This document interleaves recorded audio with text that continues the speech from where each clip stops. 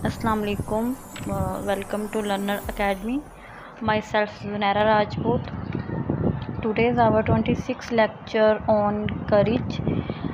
Positive psychology का हमारा जो 26 टॉपिक है वो है करेज पे। जो हमने लास्ट भी हमने बात की थी, वो हमारा जो टॉपिक था वो भी करेज ही था 25th लेक्चर में, जिसके अंदर हम लोगों ने करेज को देखा था, करेज की जो सी एग्जाम्पल, डेफिनेशन वगैरह इन सबको डिस्कस किया था। तो आज मैं ज़रा सा उसका ब्रीफ इंट्रोडक्शन दे देती हूँ कि करेज जो है वो होती क्या है। करेज एक ऐसी चीज़ है जिसके अंदर इंसान डर को न डर हो के किसी चीज़ के लिए हिम्मत करता है, या ऐसे काम के लिए रिस्क लेना जो बहुत चैलेंजिंग हो उसके लिए, उसको करना, उसका नाम मतलब उसको हम करेज कहेंगे। ठीक है, आज के टॉपिक में हम लोगों ने अंडरस्टैंड करना है साइकोलॉजिकल एंड वाइटल करेज को, मतलब डिफ्रेंशिएट करना है कि साइकोलॉजिकल करेज क्या होती है और वाइटल करेज क्या होती है। ठीक है, सबसे पहले हम साइकोलॉजिकल करेज पे चलते हैं। तो साइकोलॉजिकल करेज को यहाँ पे कुछ यूँ बयान किया गया है कि पुटमैन 1997 में उसने डिस्क्राइब किया था psychological courage as a strength in facing one's destructive habits. मतलब कि साइकोलॉजिकल करेज क्या है कि वो हम ये एक ऐसी स्ट्रेंथ है जो हमें हिम्मत देती है ऐसी हैबिट्स, ऐसे बिहेवियर जो अबनॉर्मल की साइड पे जाए, उन सबको फेस करने की या उनको बियर करने की हमें ये हिम्मत देती है। ठीक है, दिस फॉर्म ऑफ वाइटल कर्ज में भी यूनिक, जो वाइटल कर्ज है वो कह लो कोई यूनिक होती है in that we are struggle with psychological challenges in form of stress, sadness and dysfunctional और अनहेल्दी रिलेशनशिप। वाइटल कर्ज, जो वाइटल को अगर देखा जाए तो इसको कहा जाता है कि ये हयाती क़ुव्वत है, मतलब कि इंसान को ज़िंदा रहने के लिए एक फ़ोर्स की ज़रूरत होती है जिसको वाइटल कहते हैं। ठीक है, वाइटल फोर्स, तो ये वहाँ से लफ्ज़ आया कि वाइटल कर्ज। तो क्या है कि वाइटल कर्ज क्या है कि एक इंसान जिसके अंदर मतलब कोई भी डिसफंक्शनिंग है या डिसएबिलिटी है, उसके होते हुए भी वो अपने आप को ना समझे कि मेरे अंदर ये डिसएबिलिटीज़ है या मेरी जो सी हेल्थ है वो ठीक नहीं है, और वो अपनी रूटीन को, मतलब अपनी रूटीन लाइफ या अपनी ज़िंदगी को एक ये आम इंसान की तरह बसर करे, उसको वाइटल कर्ज का नाम दिया गया है। ठीक है, उसके बाद है अगर हम और इसकी देखें तो वाइटल कर्ज को रेफर्स टू डिसीज़ और disability when the outcome is, मतलब कि एक बच्चा है, मतलब बंदा है जो कह लो कि पैरालाइज है या कुछ भी है, पैरालाइज है, वो उठ नहीं सकता, वो चल नहीं सकता, वो कह लो एक जगह पे लेटा हुआ है, लेकिन उसके अंदर इतनी अर्ज है, इतनी हिम्मत है कि वो अपने आप को नहीं समझता कि मैं कह लो कि ऐसा हूँ।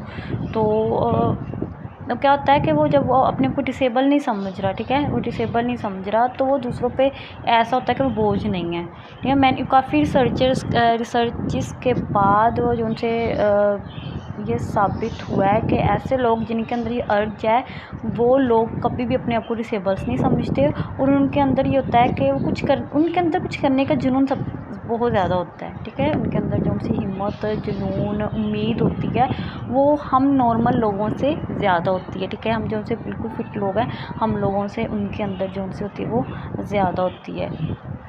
अगर यहाँ पे हमने बात करते हैं क्रिस्टोफर जो फेवरेट जो उनसे सुपरमैन थे बच्चों के, उनका जो करैक्टर था, और brave warrior, spinal cord and stem cell research pathway. इन्होंने हार्ट फेलियर की वजह से क्या हुआ था कि ये पैरालाइज हो गए थे। ठीक है, पैरालाइज ये हो गए थे कब, 10 अक्टूबर 2004 को हार्ट अटैक आया, हार्ट फेलियर हुआ, तो जिसकी वजह से क्या हुआ कि ये पैरालाइज हो गए। लेकिन उसके बावजूद इन्होंने हिम्मत नहीं छोड़ी, और उनके अंदर एक अर्ज थी, एक कुछ करने का जज्बा था कि हाँ मैं कर सकता हूँ या कुछ, और ये इन्होंने ऐसी लाइफ गुजारी इसके बाद भी जैसे एक नॉर्मल इंसान है जो वो गुजारता है।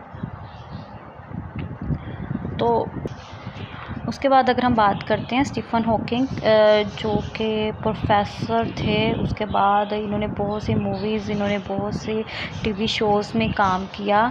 उसके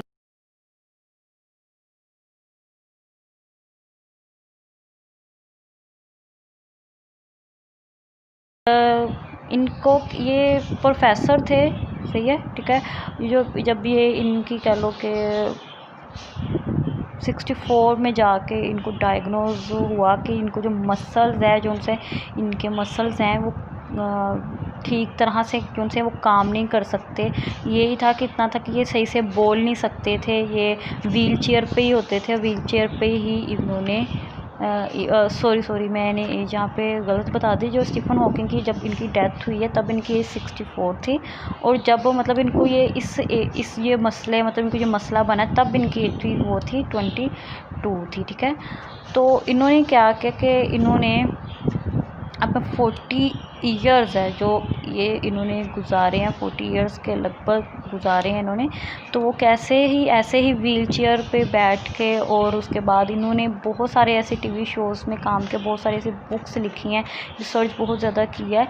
तो क्या कि अगर ये भी यही सोच लेते कि मैं पैरालाइज हूँ या मुझसे कुछ हो नहीं सकता, मैं कुछ कर नहीं सकता, तो ये कभी भी इस स्टेज पर मतलब कभी भी इतनी कह लो कि इन उम्र नहीं होती। मतलब ये बहुत पहले अगर हिम्मत हार देते तो वहाँ पे इन्होंने वैसे ही पहले ही इन्होंने ख़त्म हो जाना था, या फिर कह लो कि इनके अंदर अगर अर्ज ना होती कुछ करने की तो आज हम इनको ऐसे डिस्कस ना करते, ठीक है।